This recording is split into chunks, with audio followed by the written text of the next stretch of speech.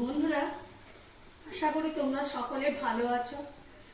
আমি আজকে চিকেন তেহারি করে তোমাদেরকে দেখাবো। আজকে আমি 3 জনের মাপ নিয়ে করছি।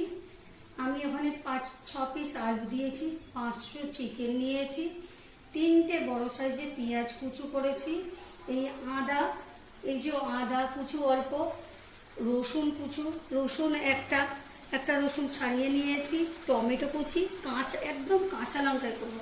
আর ভাতটা আমি অর্ধেকের বেশি করে রেখেছি।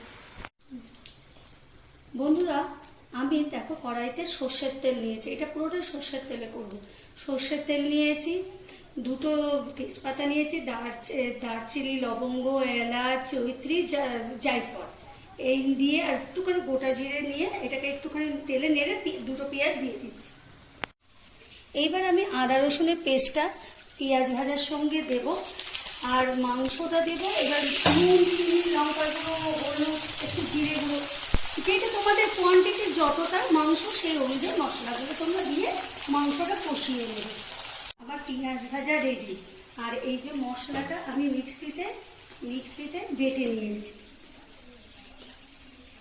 ওই আদা, রসুন, টমেটো, কাঁচা লঙ্কা যেটা তোমাদের দেখালাম প্লেটে নিয়েছিলাম সেটাই আমি বেটে নিয়েছি। বন্ধুরা দেখো, চিকেনের আদা রসুন পেস্টটা দিয়ে একটু ভেজে নিয়ে আমি চিকেনটা দিয়ে দিয়েছি। এইবার আমার চিকেন অনুযায়ী, যে আমার 500 চিকেন অনুযায়ী আমি নুন, চিনি, লঙ্কার গুঁড়ো, জিরে গুঁড়ো সব দিচ্ছি। তোমাদেরও যতটা কোয়ান্টিটি সেই অনুযায়ী তোমরা মশলাটা দেবে। হলুদ দিচ্ছি, লঙ্কার গুঁড়ো দেবো, কাশ্মীরি, আমি এমনি লাল লঙ্কার গুঁড়ো না বন্ধুরা, আমি কাশ্মীরি রেড চিলি পাউডারটা দিচ্ছি, যেটাতে একদমই ঝাল হয় না, শুধু কালার আসবে। জিরে গুঁড়ো।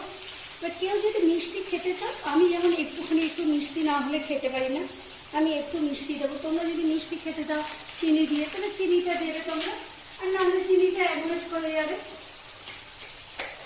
এবার আমি এটাকে ভালো করে কষবো, চাপা দিয়ে দিয়ে কষবো।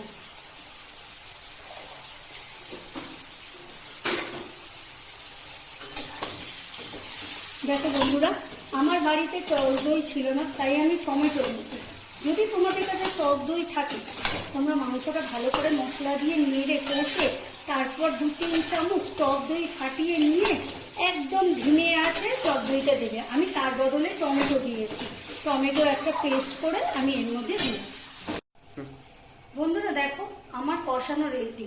আমি একটু 2-3টে আলু দিয়েছিলাম, ওই জন্য হালকা করে চাপা দিয়ে একটু সিদ্ধ করেছি। এবার এই পুরো কষাটা আমি নামিয়ে রাখবো, আমি তারপরে তোমাদেরকে দেখাচ্ছি। কি বন্ধুরা দেখো, কড়াইটা আমি ধুয়ে আবার সর্ষের তেল দিয়েছি। এই রান্নাটা বাংলাদেশের রান্না, এটা পুরোটাই কিন্তু সর্ষের তেলে হবে। মাংসটা কষিয়ে রেখে দিয়েছি, আর আলাদা আমি 1.5খানা পেঁয়াজ কেটে নিয়েছি, তার থেকে একটু বেরেস্তা তুলে রাখবো, আর একটু পরে কি করছি তোমাদের দেখাচ্ছি।